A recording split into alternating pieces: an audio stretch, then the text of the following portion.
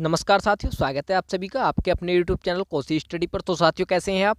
उम्मीद करता हूं कि आप सब अच्छे होंगे और अच्छे से एग्जाम की प्रिपरेशन भी कर रहे होंगे। आज का वीडियो करंट अफेयर का रहेगा। इस वीडियो में हमने उन्हीं क्वेश्चनों को लिया है जो एग्जाम की दृष्टि से काफ़ी महत्वपूर्ण रहेंगे। एग्जाम में पूछे जाने की ज़्यादा से ज़्यादा पॉसिबिलिटी रहेगी, क्योंकि बच्चे ज़्यादा पढ़ते हैं और एग्जाम में मिलता नहीं। ऐसा क्वेश्चनों को हमने नहीं लिया है, सिर्फ वही क्वेश्चनों को लिया है जो एग्जाम की दृष्टि से काफ़ी महत्वपूर्ण रहने वाले हैं। और उनके जो क्वेश्चन लिया है उसकी हम डिटेल्स भी आपको बताते चलेंगे, क्योंकि क्वेश्चन कभी कभी ऐसा होता है कि जो एग्जामिनर है वो जो हाईलाइट रहता है न्यूज़ में, उसके कुछ महत्वपूर्ण पॉइंटों से क्वेश्चन पूछ लेता है। तो इससे हम रिलेटेड करके क्वेश्चन के आपको महत्वपूर्ण पॉइंट भी आपको बताते चलेंगे। क्वेश्चन कहीं से भी आ जाए, आपको एग्जाम में सीधे सीधे देखने को मिल सकते हैं। तो साथियों, स्टार्ट करते हैं। और यदि अभी तक भी आपने हमारे चैनल को सब्सक्राइब नहीं किया तो प्लीज़ करके सब्सक्राइब जरूर कर लें, और साथ ही साथ बेल आइकन को भी प्रेस कर दें, जिससे कि अगली वीडियो आप तक पहुंच सके। क्योंकि ऐसे ही वीडियो हम आपको प्रोवाइड करते रहेंगे, आपकी तैयारी को बेहतर बनवाते चलेंगे। तो साथियों, स्टार्ट करते हैं। पहला क्वेश्चन आपको दिख रहा है। पहला क्वेश्चन है, अभियंता दिवस यानी कि इंजीनियर डे निम्न में से किस दिन मनाया जाता है? ऑप्शंस हैं 15 सितंबर, 10 जनवरी, 12 मार्च, 18 जुलाई। तो साथियों, बताना है इसका सही जवाब आपका क्या रहेगा। आपसे काफ़ी अभी मनाया गया है, तो कुछ भी पूछ लिया जा सकता है कि जो आपके एग्ज़ाम आएंगे, हाल ही में जो एग्ज़ाम होने वाले हैं, उनमें इंडियन इंजीनियर डे जो आपका होता है, अभियंता दिवस जिसको हम हिंदी में बोलते हैं, आपसे पूछ लिया जा सकता है कि कब मनाया जाता है। या फिर आपसे कुछ और भी इसके बारे में पूछ लिया जा सकता है। जो जानकारी हम देंगे, आप जानकारी को ध्यान से पढ़ें। देखिएगा, अभियंता दिवस जो मनाया जाता है वो 15 सितंबर को मनाया जाता है। तो ऑप्शन नंबर ए आपका सही जवाब रहेगा। लेकिन यदि हम बात करें भारत में प्रत्येक इंपॉर्टेंट फैक्ट के बारे में, हम जान लेते हैं कि भारत में प्रत्येक साल 15 सितंबर को अभियंता दिवस यानी कि इंजीनियर्स डे मनाया जाता है। आज का दिन जो 15 सितंबर अभी निकला है, इसलिए खास है क्योंकि आज जो 15 सितंबर को अभियंता, जो महान अभियंता थे यानी इंजीनियर थे, जो भारत रत्न कौन थे? एम विश्वेश्वरैया। कहने का मतलब, आपसे क्वेश्चन ये भी पूछ लिया जा सकता है कि किसके जन्मदिन के अवसर पर मनाया जाता है। तो आपसे क्वेश्चन पूछेगा जब, तो आपका जवाब क्या रहेगा? विश्वेश्वरैया जो है हमारे, विश्वेश्वरैया के जन्मदिन पर ही क्या मनाया जाता है? ये इंजीनियर डे मनाया जाता है। आई होप इस बात को आप समझ पाए होंगे। ये था इसका। और आगे पढ़ देते हैं क्या है। ये दिन देश के इंजीनियर्स के प्रति सम्मान और उनके कार्य की सराहना के लिए मनाया जाता है। 15 सितंबर यानी इंजीनियर्स डे उन लोगों को समर्पित है जिन लोगों ने तकनीकी के जरिए विकास की गति दी है। तो साथियों, आप इस बात को ध्यान रखेंगे। आपसे क्वेश्चन ये मोस्ट नहीं है कि अभियंता दिवस कब मनाया जाता है, ये सभी रट लेते हैं। लेकिन आपसे क्वेश्चन ये पूछ लिया जा सकता है कि किसके जन्मदिन के अवसर पर मनाया जाता है। तो कौन है वो? एम विश्वेश्वरैया। तो आप इस बात को जरूर से ध्यान रखेंगे। चलते हैं अगले प्रश्न की तरफ। अगला प्रश्न देखते हैं क्या हमारा। प्रश्न नंबर 2 आपके सामने। हाल ही में श्रीलंका के किस तेज गेंदबाज ने क्रिकेट के सभी फॉर्मेट से संन्यास लेने की घोषणा कर दी है? ऑप्शन हैं कुशल परेरा, लसित मलिंगा, सिरन फार्नांडो, नुवान प्रदीप। तो साथियों, बताना है इसका सही जवाब क्या रहने वाला है। यदि आप पहले से ही किसी का जवाब जानते हैं तो कमेंट बॉक्स में जरूर बताते रहें साथ के साथ। जी हाँ, आपको बताना क्या है कि श्रीलंका के किस किस तेज गेंदबाज ने क्रिकेट के सभी फॉर्मेट से संन्यास लेने की घोषणा कर दी है। तो साथियों, आपको मैं बता दूं, इसका जो सही जवाब रहेगा आपका Lasith Malinga. Option number B आपका सही जवाब रहेगा। जो श्रीलंका के स्टार तेज गेंदबाज लसित मलिंगा ने 14 सितंबर 2021 को क्रिकेट के सभी फॉर्मेट से संन्यास लेने की घोषणा कर दी है। मलिंगा टेस्ट और वनडे से पहले ही संन्यास ले चुके हैं। मलिंगा ने 83 अंतर्राष्ट्रीय T20 में 107 विकेट झटके हैं। आपसे क्वेश्चन पूछ लिया जाए कि अंतर्राष्ट्रीय T20 में कितने विकेट झटके, तो 107 विकेट झटके हैं। और इनका हाईएस्ट स्कोर कितना रहा है? 6 रन दे करके 5 विकेट इनका बेस्ट स्कोर रहा है। लसित मलिंगा के नाम लगातार 4 गेंद पर 4 विकेट झटकने का रिकॉर्ड है। आपसे पूछ लिया जाए कि किस गेंदबाज का रिकॉर्ड है कि 4 गेंदों में 4 विकेट लगातार, किसके नाम है रिकॉर्ड? तो ये भी लसित मलिंगा के नाम है। उन्होंने ये कारनामा 2 बार इंटरनेशनल क्रिकेट में किया। मलिंगा ने न्यूजीलैंड के खिलाफ साल 2019 में T20 मैच में यह उपलब्धि दूसरी बार हासिल की थी। तो आई होप आप समझ पाए होंगे कि कौन है इसका सही आंसर हो जाएगा। तो क्रिकेट के फॉर्मेट से किसने संन्यास लेने की घोषणा की है श्रीलंका के तेज गेंदबाज ने? लसित मलिंगा ने। ऑप्शन नंबर बी आपका सही जवाब रहने वाला है। चलते हैं अगले प्रश्न की ओर। अगला प्रश्न देखते हैं, प्रश्न नंबर 3। प्रश्न नंबर 3 आपके सामने, हाल ही में किस राज्य की सरकार ने इस साल भी दिवाली को देखते हुए पटाखों पर प्रतिबंध लगा दिया है? ऑप्शन है बिहार सरकार ने, झारखंड सरकार ने, या दिल्ली सरकार ने, या असम सरकार ने। तो साथियों बताना है इसका सही जवाब क्या रहेगा। यदि आप जानते हैं पहले से ही किसी भी क्वेश्चन का जवाब तो कमेंट बॉक्स में साथ के साथ करते जरूर रहें।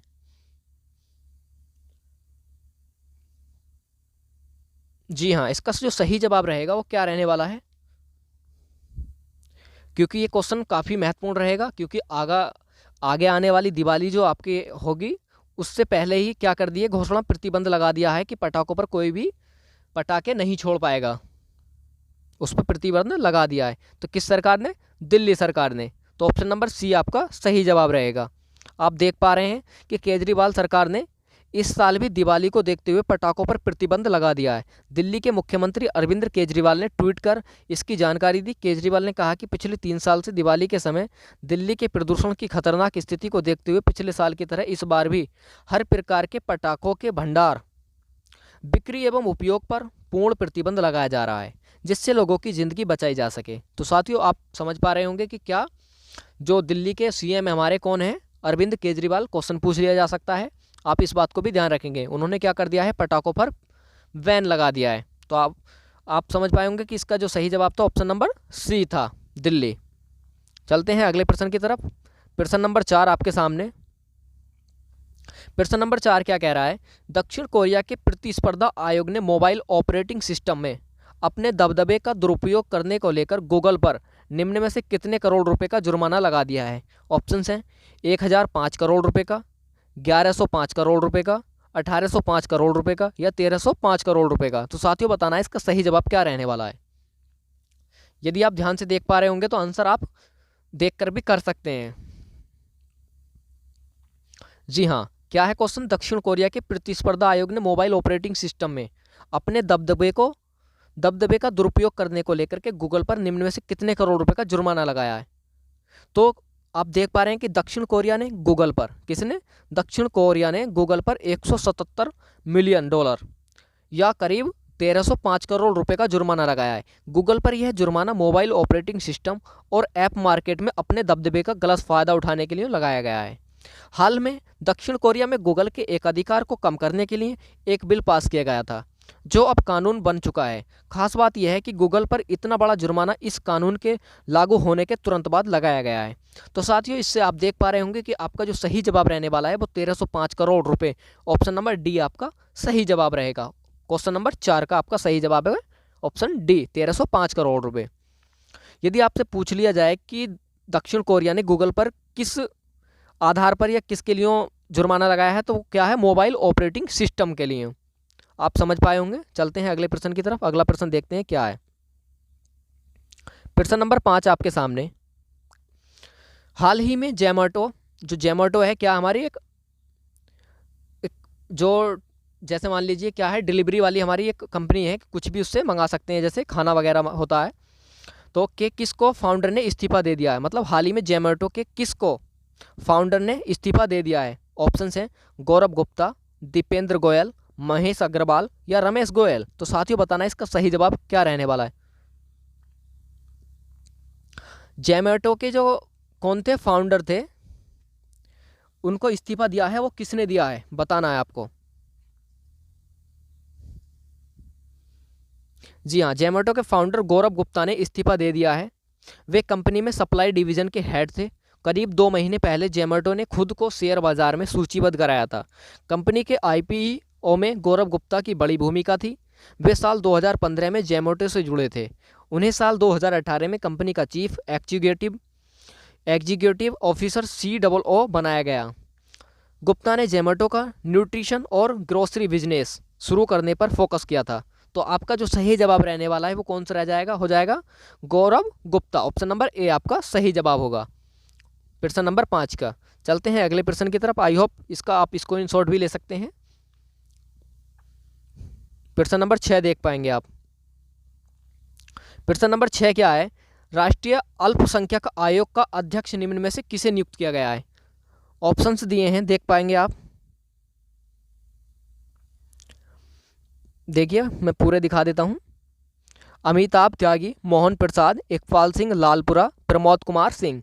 तो साथियों आपको बताना क्या है कि राष्ट्रीय अल्पसंख्यक आयोग का अध्यक्ष निम्न में से किसे नियुक्त किया गया, बताइएगा। ऑप्शन आपके पास ये हैं, अमिताभ त्यागी, मोहन प्रसाद, इकबाल सिंह लालपुरा, प्रमोद कुमार सिंह।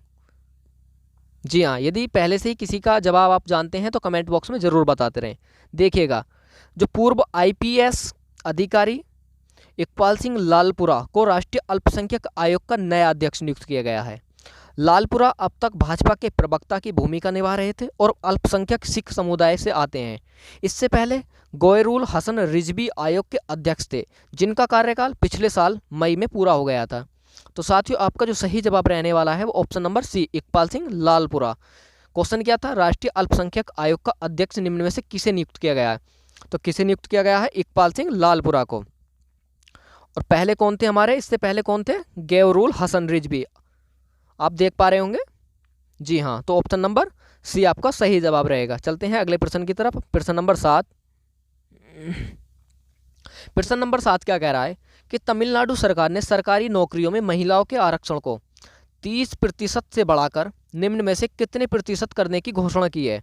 ऑप्शन है क्या 50%, 40%, 60% या 45%? तो साथियों बताना है इसका सही जवाब क्या रहेगा।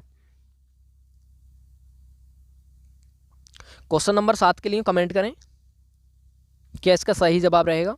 आप देख भी पा रहे होंगे, कमेंट करते रहें।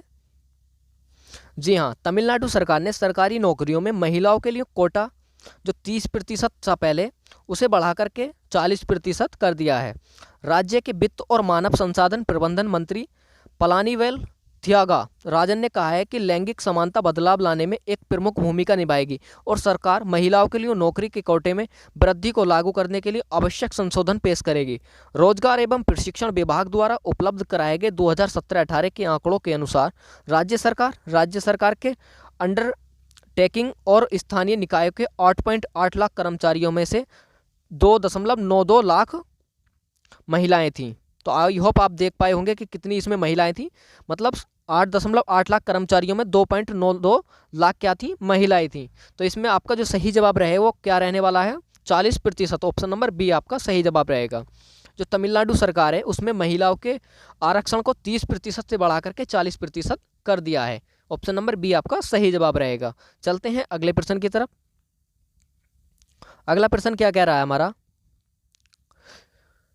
प्रश्न नंबर 8 है, अंतर्राष्ट्रीय ओलंपिक समिति आईओसी ने हाल ही में संपन्न हुए टोक्यो 2020 ओलंपिक खेलों से एक तरफा हटने पर किस देश को निलंबित कर दिया है?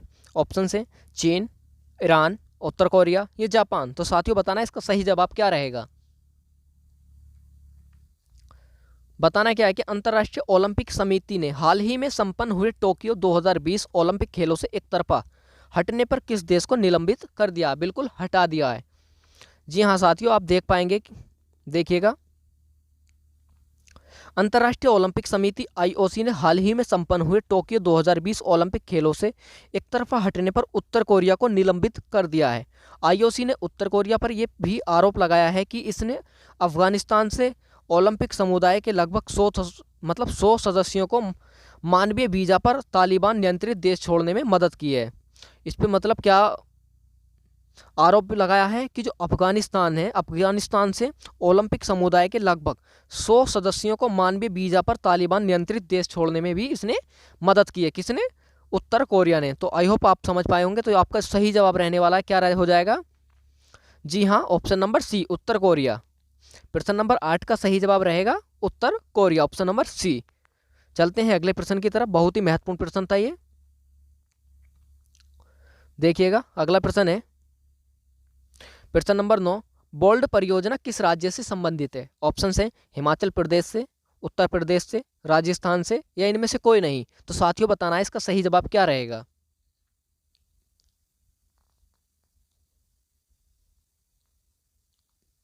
जी बताइएगा।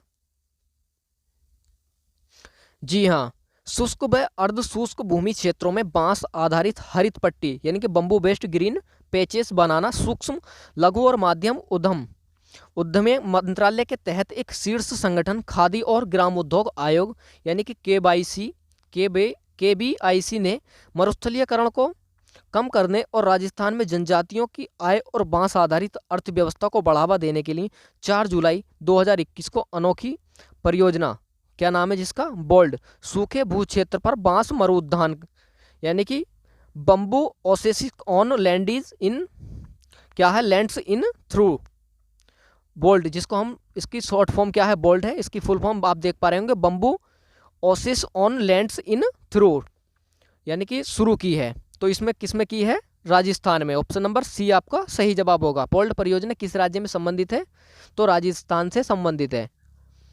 इसका उद्देश्य क्या है कि जो राजस्थान में मरुस्थलीय क्षेत्र है उसमें क्या है, उसको शुष्क जो है, उसको शुष्क को कम करने के लिए क्या कर दी गई है, उसमें बांस लगाए जाएंगे, जिससे क्या हो, वहाँ की जो मरुस्थलीकरण है वो कम हो सके। समझ पाए होंगे आप। चलते हैं अगले प्रश्न की तरफ, और आज का अंतिम प्रश्न, बहुत ही महत्वपूर्ण प्रश्न था ये, बोल्ड वाला, पैट में भी पूछा गया प्रश्न था। देखिएगा, प्रश्न नंबर 10 है, इसका सही जवाब आपको कमेंट बॉक्स में बताना है। ऑस्ट्रेलियन ओपन 2021 का खिताब किसने जीता? ऑप्शन है रॉजर फेडरर, नोवाक जोकोविच, राफेल नडाल, या इनमें से कोई नहीं। तो साथियों इसका जवाब कमेंट बॉक्स में ज़रूर बताएं।